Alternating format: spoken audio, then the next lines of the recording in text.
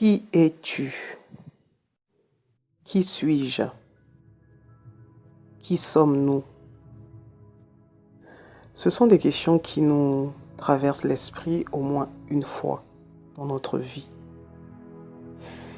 Mais vous savez, ce qui est intéressant, avec la montée fulgurante des réseaux sociaux aujourd'hui, on voit le niveau de conscience de la planète. On voit ce qui plaît le plus, on voit ce qui plaît le moins, on voit l'intérêt de l'humanité.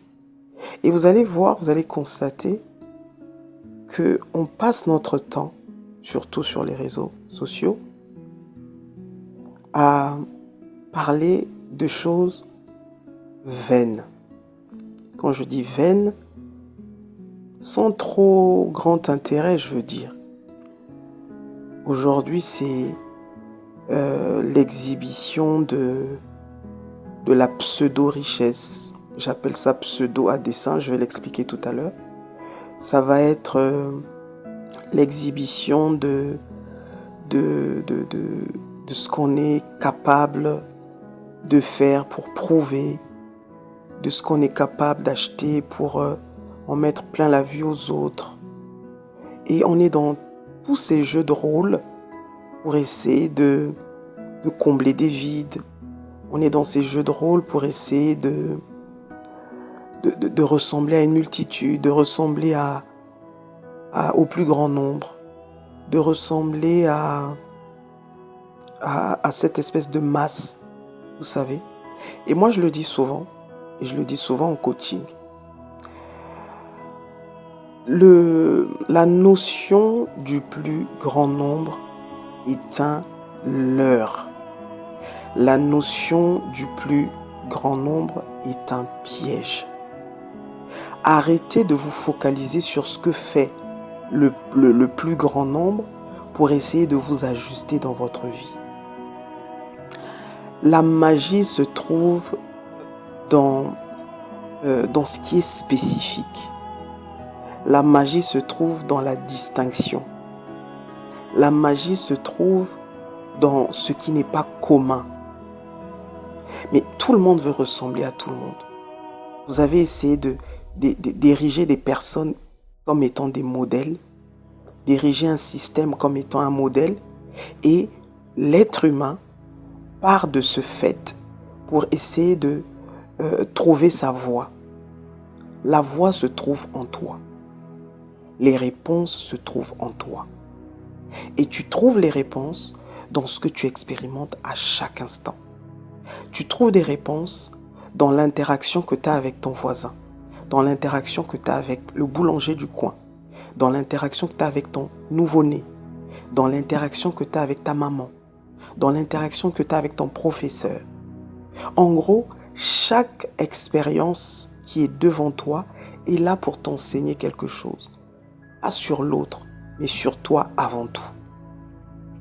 Mais aujourd'hui, on est tous, pour la plupart, dans des jeux de rôle. Pourquoi? On a pris les modèles humains, les modèles sociétaux, comme étant le Graal, comme étant l'unité de mesure. Et c'est pour ça qu'on voit les débordements, les excès, et on s'arrache les cheveux en se disant, mais comment on va faire pour réparer un monde aussi bancal? Mais j'ai une bonne nouvelle pour vous, c'est que tout est là pour un but. Tout est là pour un but. L'univers ne connaît pas le hasard, Dieu ne connaît pas le hasard, le Créateur ne connaît pas le hasard. Tout est fait à la perfection. Ce que tu as vécu avec X, là où tu as été hier à 17h52, ce que tu as fait il y a 2 jours à 2h du matin, tout est là pour un but. Même si tu n'en connais pas les retombées, même si tu n'en connais pas même si tu n'en connais pas l'objectif, les objectifs, c'est là pour un but. Tout est une orchestration du tout. Tout est une orchestration du Créateur. Et la seule chose que je veux te dire ici, arrête de prendre des hommes, des femmes, des gens comme étant des modèles et à partir de là, essayer de tracer ton chemin à toi. Ton chemin, tu vas le trouver dans les sillons de ton expérience au quotidien. Les réponses que tu cherches, tu vas les trouver dans ce que tu es en train de vivre avec l'autre. Mais l'autre, ça peut être un parent, ça peut être un inconnu, ça peut être ton patron, ça peut être le passant du coin. Peu importe, sois juste ouvert à cette expérience. Sois juste dans l'accueil de cette expérience. Sors des préjugés, sors des partis pris, sors des prérequis. Et c'est ça qui va t'empêcher de te connaître. Parce qu'on a été conditionné par cette société depuis la nuit des temps. On doit marcher comme ci, on doit penser comme ça. Quand tu ne penses pas comme ça veut dire que tu n'es pas digne peut-être de respect, tu n'es peut-être pas digne d'acclamation, tu n'es pas digne d'admiration. Quand tu t'habilles pas d'une certaine façon, ça veut dire que tu es un pauvre. Quand tu ne mets pas les marques des grands créateurs, ça veut dire que tu es de la basse classe. Vous voyez tous ces espèces de clichés. Qui a inventé ça? Ben, c'est toi et moi. C'est cette humanité que nous sommes. C'est pas sorti d'autres planètes ou je sais pas. C'est nous qui avons créé ça. Donc ce ne sont ici que des niveaux de conscience. On est là en train de voir le niveau de conscience. Quand tu vas voir des gens sur les réseaux sociaux en train de se taper dessus parce que quoi? Ben, l'autre est en train de penser que la fidélité devrait être acceptée et un autre qui est en train de dire que non, c'est contre nature, c'est pas ceci, et l'autre qui est en train de dire qu'on peut accepter les deux. Vous voyez, c'est juste des divergences d'opinion. Mais ce qui compte ici, en fait, c'est ce que toi tu crois. Pourquoi? Parce qu'en réalité, ce que tu crois, c'est ce que tu vas vivre.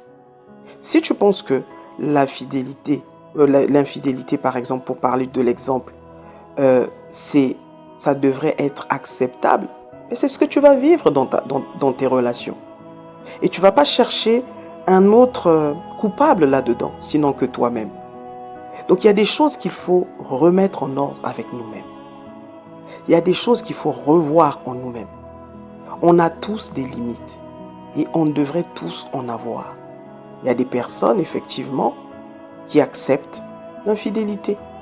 Ça ne fait pas d'eux des idiots. Ça ne fait pas d'eux des personnes trop passives ou des personnes trop naïves. Leur niveau de conscience le leur permet, simplement.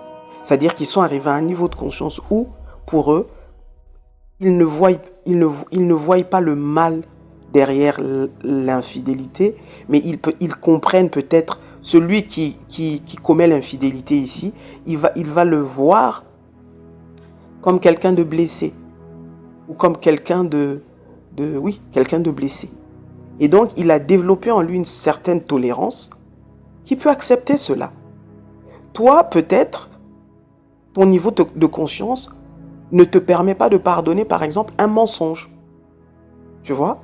Lui, il pardonne l'infidélité, mais toi, tu acceptes l'infidélité, mais tu ne pardonnes pas le mensonge. Donc, on est tous à différents niveaux de conscience. Arrêtons de juger les gens. Lui, il est comme ci, elle est comme ça. Comment elle peut tolérer ci, comment elle ne peut pas tolérer ça? Non.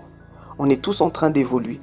Et même le monde, aussi bancal soit-il, est en train d'évoluer à son rythme, à son niveau, à son allure. Voyez? Mais la question ici demeure, qui es-tu? Est-ce que tu penses que c'est tous tes nombreux accomplissements? Regarde combien de personnes sont mortes depuis 1 heure, depuis 10 heures, depuis 24 heures. Et regarde combien de personnes sont nées. C'est un éternel recommencement. La vie et la mort se côtoient à chaque instant. C'est un éternel recommencement. Alors, comme je dis, l'expérience, elle est là pour un temps. Elle est limitée dans l'espace, dans le temps. Autant la vivre pleinement.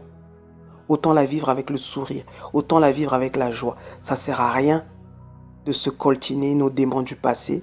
Ça ne sert à rien de se coltiner les rancœurs dont on n'arrive pas à se libérer. Mais vivons l'instant comme si c'était le dernier. dans les sourires qu'on peut offrir à l'autre, dans les bienfaits qu'on peut offrir à l'autre, dans les bonnes pensées qu'on peut envoyer à l'autre, par exemple. Voyez, tu n'es pas tout ce que tu peux faire sur terre. Quel que soit ce que tu peux faire sur terre, tu ne seras jamais cela. Parce que tout ce que tu fais sur terre est limité dans le temps et dans l'espace. Donc, ce n'est pas ce que tu es. Le véritable toi se trouve à une dimension supérieure. Et c'est ça, c'est cette dimension-là avec laquelle tu dois avoir une relation intime. Appelle-la comme tu veux. Dieu, le tout, l'absolu, Allah, tout ce que tu veux. Ça ne change rien. Peu importe le nom que tu lui donnes, il reste lui.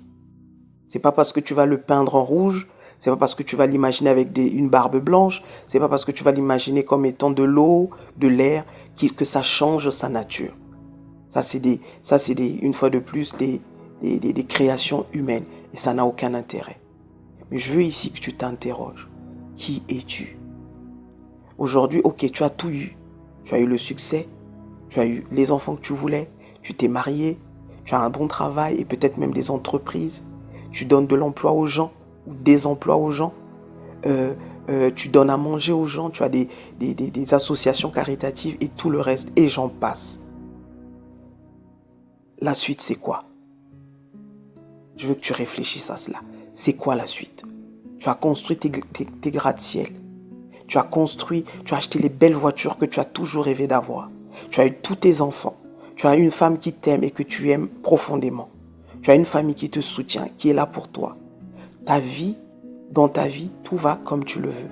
C'est quoi la suite? C'est quoi la suite? Je veux que tu te positionnes là-dessus. Et tu auras la réponse sur le qui es-tu. Bonne journée à tous. C'était Genesis.